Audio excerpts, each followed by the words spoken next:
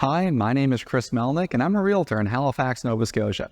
Today, I'm talking about why builders aren't building tiny homes again. Now, there was a lot of interest in my last video, so this video is a continuation to that one to address some more questions. So if you haven't seen it, you should probably watch it first to put this in context. Now, the first thing I want to go over is the relationship between the average price per square foot to build and the total square feet of the home. The point I was making in the last video was that some people think that the average price per square foot is constant relative to the square footage of the home. Now, if that was the case, the graph would look something like this. So a 150 square foot home would cost about $250 per square foot on average, and a 6,000 square foot home would also cost $250 per square foot on average to build.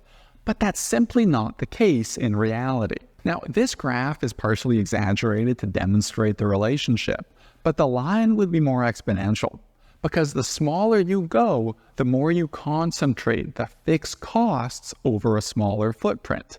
But on the other hand, once you go big, adding square feet is relatively cheap. If you think about it, a 6,000 square foot home wouldn't have twice the bedrooms or kitchens of a 3,000 square foot home. Generally, the rooms would just be bigger, which is relatively cheap to build per square foot.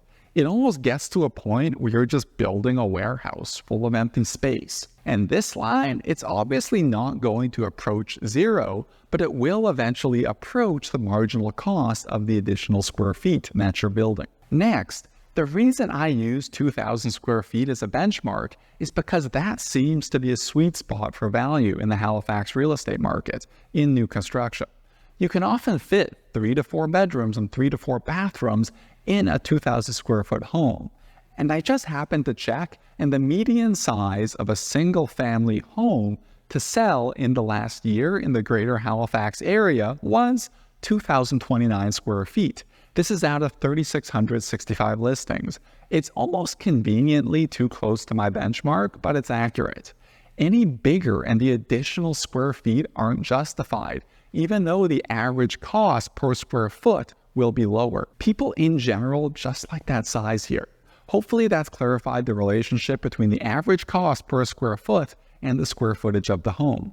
The next point I want to make is to talk about standards, because many people may say, well, I built my own 500 square foot tiny home in the woods using recycled materials and my own labor for $5,000. Therefore, these builders asking over $100,000 are clearly ripping everyone off, or there's some sort of collusion between the builders and property owners to keep prices high.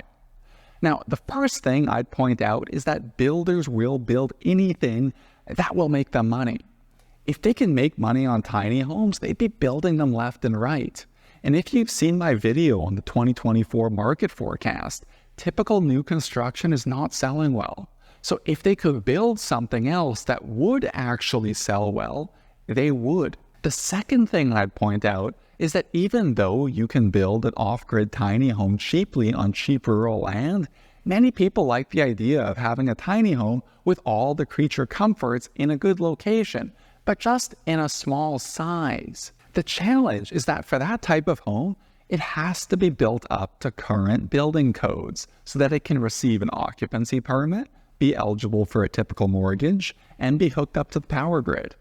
Those things aren't going to happen if you just cobble something together.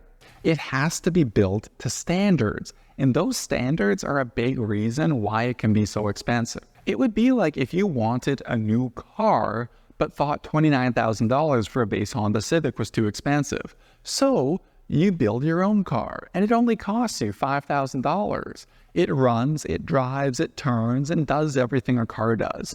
But because it doesn't meet the current standards of a car, it wouldn't be able to be driven on public roads. So it's a car in name, but doesn't nearly have the same utility as a typical car. So you couldn't really compare it to the $29,000 Honda Civic as a cheaper new car alternative. In the same vein, you could buy a nice shed for $7,800 from Home Depot, put a diesel heater in there and call it a house for $8,000. But since it's not built in the appropriate standards, it wouldn't have the same utility and wouldn't be a fair comparison to something like the $127,000 tiny home I mentioned in my last video. So hopefully that clears things up. At the end of the day, builders aren't building tiny homes here because the cost is higher than the market will bear when they're built to current standards.